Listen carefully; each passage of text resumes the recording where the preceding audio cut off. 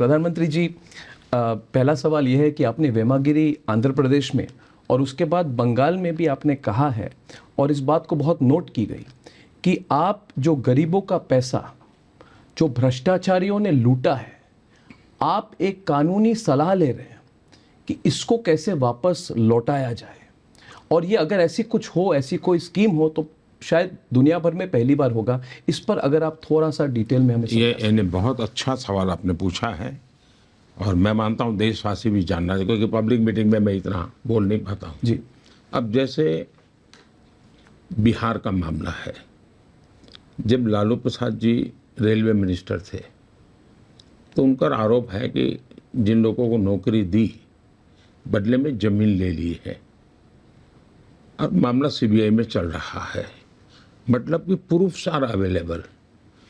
तो मेरा आग्रह रहेगा, मैं वकीलों से सलाह ले रहा हूँ कि जो बच्चे नौकरी पाने के लिए जमीन खोई है अपने पैतृक संपत्ति है, वो अब मजबूरी में उन्होंने दे दी, मैं चाहूँगा कि ज़मीन उन बच्चों को वापस मिले।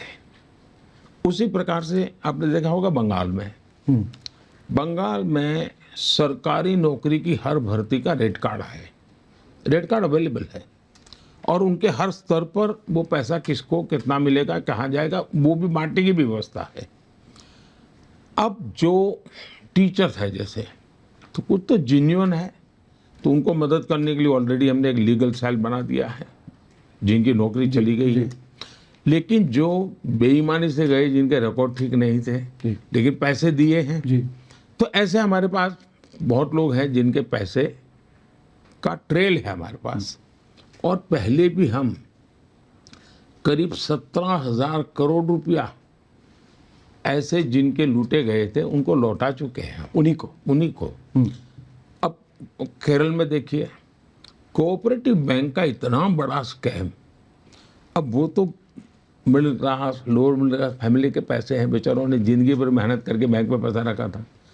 ये कम्युनिस्ट पार्टी का वहाँ सारा बैंकों पर कंट्रोल है, उन्होंने अनाप शनाप उन पैसों से व्यापार किया, पैसे डुबो दिए, लूट लिए।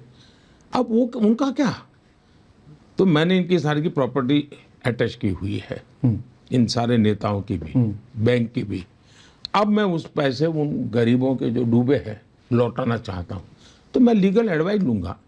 लेकिन ऐसे कई केसेस हैं जिसमें ट्रेल मिलता है कि हाँ, इस आदमी ने इस काम के लिए इनको पैसा दिया। तो विक्टिम जो है, अक्यूज्ड है, दोनों को जाना जाता है। हाँ, ट्रेल भी है, और इसलिए बड़ी आसानी से संभावना है। तो अब तक हम अलग अलग बाबत विषयों में 17,000 करोड़ रुपये, ये देश में नहीं दुनिया में भी शायद पहली घटना होगी, 17,000 करोड़ रुपये हम वापस दिए थे। और मैं तो चाहता हूँ कि मीडिया ने इसकी चर्चा नहीं की, वरना ये इतना बड़ा महत्वपूर्ण विषय है, सबसे बड़ा। क्योंकि चर्चा ये तो होती है, चोरी होती है जो वो जेल चला गया, लेकिन गरीब का क्या, मैं गरीब को देना चाहता हूँ।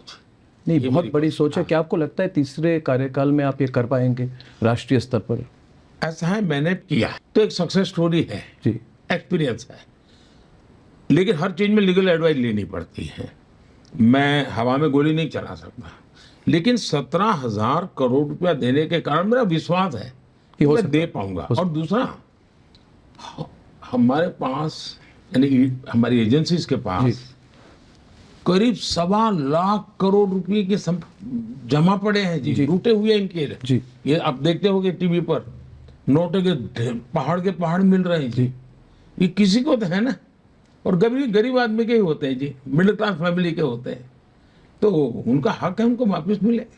प्रधानमंत्री जी, अगर आप ये कर पाएंगे तो दुनिया की पहली ऐसी स्कीम होगी, और ये बहुत नोट की जाएगी, और एक स्टैंडर्ड बन जाएगी, एग्जाम्पल बन जाएगी पूरे दुनिया के लिए, और एक डर का माहौल भी बन जाएगा कोई अगर भ्रष्टाचार करे तो हम तब कर सकते हैं जब हम पर कोई दाग नहीं होता है, हम खुद कहीं इस प्रकार में लिपटे नहीं होते, तब बड़ी हिम्मत के साथ हम जाते हैं, तो सामान्य मानवी को विश्वास होता है यार मोदी कह रहा है तो जरूर कुछ करेगा। और मान लीजिए 10 में से उसको 8 पैसा मिला वापिस, तो भी इसको लगेगा ठीक है, मेरा 2 पैसा नहीं ले पाए, ठीक है, 8 लाने के लिए तो मोदी ने मेहनत की है, ये उसको मैसेज जाएगा जी। प्रधानमंत्री जी, भ्रष्टाचार से जुड़ा मेरा अगला सवाल है कि आप 2014 में आप जब सत्ता में आए तो आपने भ्रष्टाचार के खिलाफ जो आवाज़ उठाई थी, उसके बेसिस पर, आपकी लीडरशिप के बेसिस पर, आपके गुजरात के ट्रैक रिकॉर्ड पे बेसिस पर 10 साल हो गए प्रधानमंत्री जी, अब भी वो लड़ाई क्यों चल रही है? पहली बात, हम ख़त्म क्यों नहीं कर पाए इसको? दूसरी बात है कि विपक्ष कहती है कि आईसीई, इनकम टैक्स, सीबीआई और ईडी, इनका दुरुपयोग किया जा रहा है, और वो कहते हैं कि क्या ये संभव है कि सिर्फ हमारे ही नेता भ्रष्ट हैं? क्या बीजेपी के कोई नेता भ्रष्ट नहीं है? बीजेपी की सरकार में भ्रष्टाचार नहीं हो रही है? तो इस पर अगर आप रिस्पॉन्ड कर। हमारे देश में चर्चा का रूप कैसे बदलता गया। पहले सभी राजनीतिक दल भ्रष्टाचार के खिलाफ बोलना एक फैशन थी, लेकिन करना वही गोरख धंधे और सबके सामने बड़े सफेद दूध जैसे दिखाई दे रहा।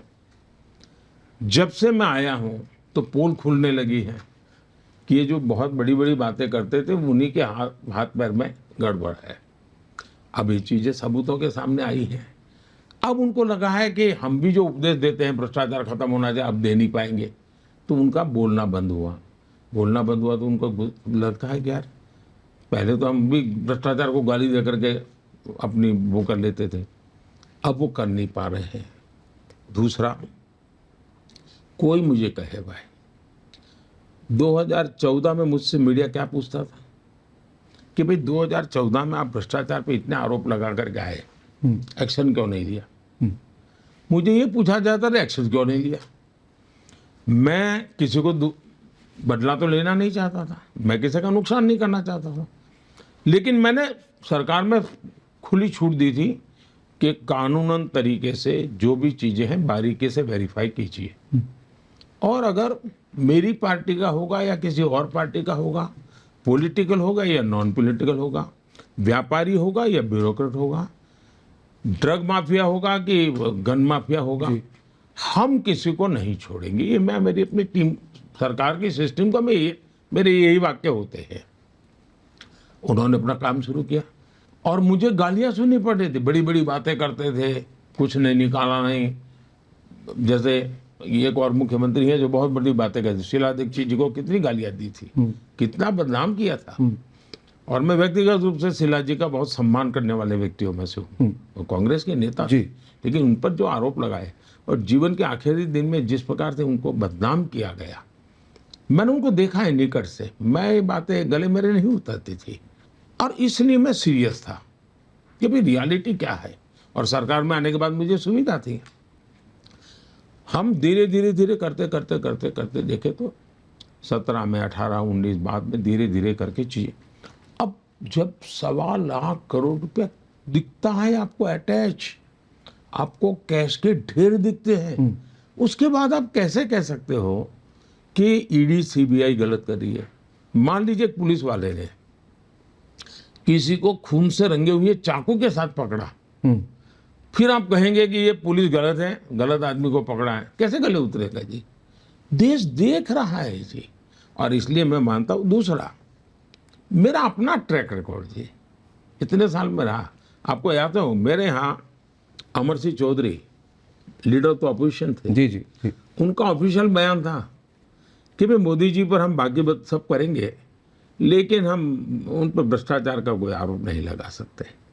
ये लीडर तो अपोजिशन का, और वो एक बार मुख्यमंत्री रह चुके व्यक्ति थे, वो सामान्य व्यक्ति नहीं थे। उन्होंने ये कहा था कि भाई मोदी जी पर ऐसी बात नहीं कर सकते, उनकी सरकार पर भी नहीं कर सकते, ये उनका बयान था।